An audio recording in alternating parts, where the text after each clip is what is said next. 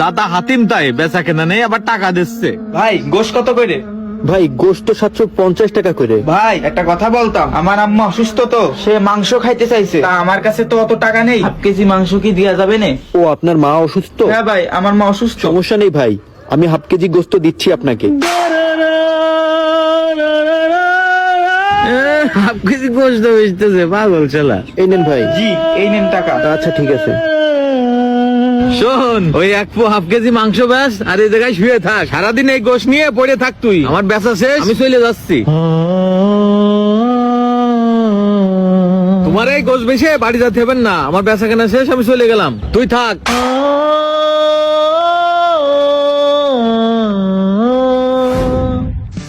এই ভালো মাংস আছে? হ্যাঁ মাংস হবে চাচা, ভালো মাংস হবে। এখানে কত কেজি মাংস হবে? এখানে মাংস 25 কেজি হবে। আচ্ছা সবটুকু দিয়ে দাও। মাংস সবটুকু নিবেন? হ্যাঁ, আমার বাড়ির অনুষ্ঠান তো, সবটুকুনি লাগবে। চাচা 25 কেজি মাংসই নিবেন? হ্যাঁ বাবু, সবটুকুনি দাও। আলহামদুলিল্লাহ। যাক চাচা, তাহলে আমি গোশতগুলো কেটে রেডি করতেছি, আপনি একটু পরেই আসেন। আচ্ছা ঠিক আছে, তাহলে তুমি রেডি করো, আমি কাজ সেরে আসি, বাজারে আমার একটু কাজ আছে। আচ্ছা ঠিক আছে। আলহামদুলিল্লাহ। এই উসমান দাঁড়া। হ্যাঁ বাবু ভাই বলেন। কোন যাচ্ছিস? আসলে রাজান দেশে তো, তাই একটু নামাজ পড়তে যাচ্ছি। তুই আবার ওই গোশ বেচা বাদ দিয়ে তুই নামাজ পড়তে যাচ্ছিস?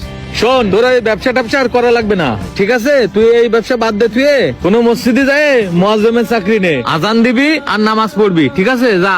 কেন বাবু ভাই, আপনি এই কথা বলতেছেন কেন? শোন উসমান, তুই এই গোশ বেচা বাদ দে, তুই আবার তুই নামাজ পড়তে যাচ্ছিস, তোর ওই গোশ কি থাকবে? সব পয়সা যাবে না? বাবু ভাই, গোশত তো সব বেচা হয়ে গেছে, আর আজকে গোশ বেচে আমার ভালো লাভও হয়েছে।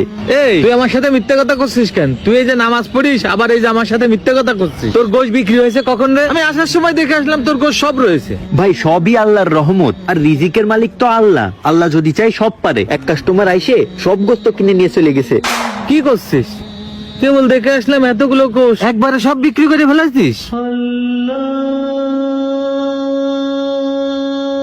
ভাই দিয়ার মালিক তো আল্লাহ, আমরা শুধু চেষ্টা করতে পারি। আমার নসিবে, আমার রিজিকে যতটুকু আছে ততটুকু আমার কাছে পৌঁছাবেই।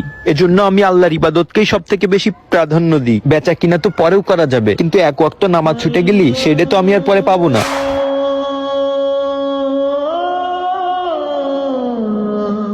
শুধু ব্যবসা করলেই তো হবে না, আখিরাতে তো কামাতে হবে। আল্লাহর রহমত যদি আমাদের সাথে থাকে তাহলে আমাদের সবই হবে। আমি তো তাহলে দুই দিকে লস করে ফেলালাম, দুনিয়াও হইলো না আমার, আখিরাতও হইলো না। তুই তো মেলা আগই গেলি, তুই নামাজও পড়িস আবার ব্যবসাও করিস, তুই তো তাহলে ঠিক কাজ করিস। আমি তো এতদিন ভুল কাজই করে আসলাম, আমি তো তাহলে অনেক লস করে ফেলালাম।